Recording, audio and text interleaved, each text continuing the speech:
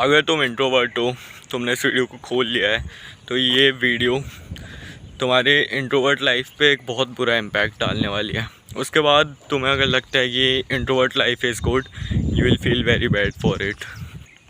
तुम्हें खुद से लगेगा कि introvert is not the key, and तुम खुद सोचोगे कि अगर तुम्हें ज़िंदगी के पूरे मज़े लेने हैं, ज़िंदगी में हमेशा खुश रहना है, डिप्रेशन से दूर रहना है, सो तुम्हें एक्सट्रोवर्ट बनना पड़ेगा। तो बेसिकली अगर तुम्हें लगता है कि इंट्रोवर्ट लाइफ बहुत कूल होती है, बहुत पीसफुल होती है, ना कोई दोस्त, ना कुछ, ना किसी से बात करनी, पहली बात देखो ऐसा कुछ नहीं होता। अगर तुम इंट्रोवर्ट हो तो तुम कभी अपनी ज़िंदगी पूरी तरीके से जी नहीं पाओगे। मैं तुम्हें एक एग्ज़ाम्पल देता हूँ। इमेजिन करो एक 40-50 साल का आदमी है, मैक्सिमम 60 इमेजिन कर लो। तो वो जो इंसान है उसके पास कभी कोई फ्रेंड सर्कल नहीं था, उसने कभी किसी से दोस्ती नहीं की क्योंकि वो इंट्रोवर्ट था। उसने कभी अपने सोशल स्किल्स, कम्युनिकेशन स्किल्स पे काम ही नहीं किया। वो अब सक्सेसफुल हो चुका है बट उसकी लाइफ में कोई फ़न नहीं है क्योंकि उसके पास वेकेशन पे जाने के लिए कोई दोस्त नहीं है, हर जगह अकेले ट्रैवल करता है। और उसकी एक क्रश थी जिससे वो आज तक बात नहीं कर पाया, सक्सेसफुल होने के बाद भी बात नहीं कर पाया, उसकी भी शादी हो गई। वो कभी किसी से बात नहीं कर पाया क्योंकि वो इंट्रोवर्ट था, उसे हर चीज़ में शर्म आती थी बात करने में। एंड उसने जिम ज्वाइन नहीं किया क्योंकि उसको सबके सामने ट्रेनिंग करने में भी शर्म आती थी। अगर कुछ लोग कमेंट करने वाले हैं कि वो पैसों से दोस्त से आप प्यार करने वाली पत्नी खरीद लेगा, ये इम्पॉसिबल है। तुम पैसों से दोस्त ज़रूर खरीद सकते हो बट वो दोस्ती नहीं खरीद पाओगे। जैसे ही तुम्हारे पैसे जाएंगे, डेल स्कैम यू, वो तुम्हें छोड़ देंगे। अब सुनने में तो ये बहुत क्रिंज लग रहा होगा कि हम लोग 12 से 20 साल के बीच में हैं, बट स्टिल मैं तुम्हें एक 40-50-60 साल के इंसान से कंपेयर कर रहा हूँ। वो 40-50-60 साल का इंसान अपना फ्यूचर हो सकता है अगर हम भी ऐसे ही रहें। अगर तुम इंट्रोवर्ट हो, कुल मिला के तुम्हारे कितने दोस्त हैं, और तुम और इंस्टा पे रील्स भेजने के अलावा आखिरी बार उनके साथ हैंग आउट कब किया था?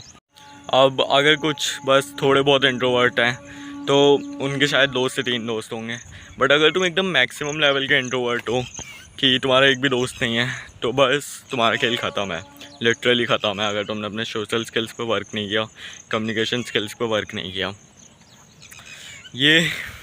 ये मैं हो सकता था अगर मैं जब हॉस्टल गया, वहाँ पे मैंने हॉस्टल में दोस्त नहीं बनाए होते, बट आई रियलाइज्ड कि इस सब से कुछ नहीं होने वाला, ये सब बेकार है।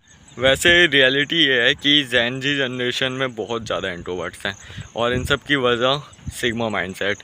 लोगों में बच्चे जब छोटे छोटे होते हैं उन्हें कुछ ऐसे यूट्यूब शॉर्ट्स या फिर रील्स दिखती हैं जिससे उनका पूरा दिमाग का झोपड़ा हो जाता है, लिटरली झोपड़ा हो जाता है। बस उनके दिमाग में भूसा भर दिया जाता है कि फ्रेंड्स आर फेक, जैसे मौका मिलेगा धोखा दे देंगे। और फ्रेंड्स तक तो ठीक होता है, उनकी लिटरली एक भी फीमेल फ्रेंड नहीं होती है, और जब उन्हें किसी फीमेल से इंटरेक्शन करने को बोला जाए तब उन्हें डर लगता है हाय बोलने में। जबकि लड़कियां भी इंसान होती हैं, हम भी इंसान हैं, वो भी इंसान हैं, बट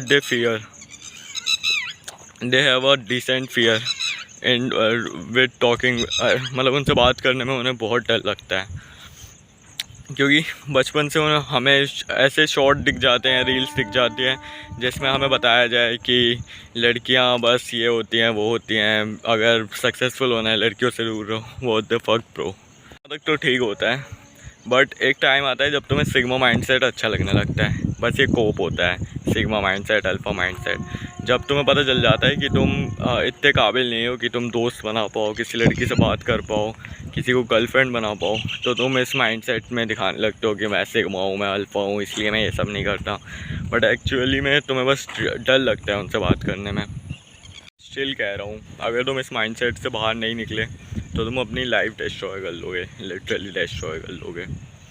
एंड जब तुम 40-60 के हो जाओगे तब तुम्हें डर लगेगा ये सब करने से, क्योंकि अभी अगर तुम स्कूल में हो या कॉलेज में हो, देखो स्कूल लाइफ तो बर्बाद हो गई, मैं मानता हूँ हो गई बर्बाद। अगर तुम इंट्रोवर्ट हो, तुमने स्कूल लाइफ में बिल्कुल मज़े नहीं किए, but still you can recover your social skills in college.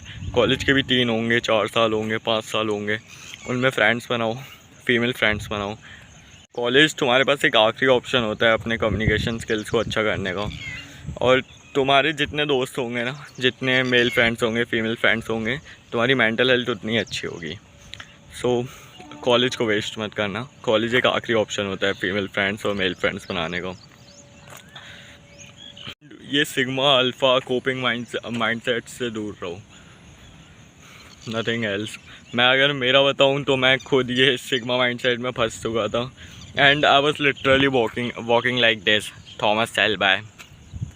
मेरा पोस्चर ख़राब हो चुका था। मैं थॉमस सेल्बा जैसे वॉक करने के लिए नीचे सर करके वॉक करता था, जिससे मेरा पोस्चर बहुत ज़्यादा ख़राब हो चुका था। एंड मैं लिटरली शाय था, इंट्रोवर्ट था। तो मैंने उसे एक सिग्मा माइंडसेट में बदल दिया कि जब भी कोई मेरे से पूछ रहा है मेरी शक्ल ऐसी दुखी सी क्यों रहती है, मैं सिग्मा हूँ। मेरे दोस्त क्यों नहीं है, मैं सिग्मा हूँ। That was really fuck bro.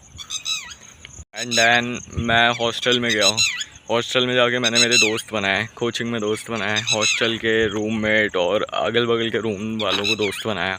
वो मुझसे भले एज में बड़े थे, बट मुझे लगा कि मैं किसी के साथ तो हैंग आउट कर सकता हूँ।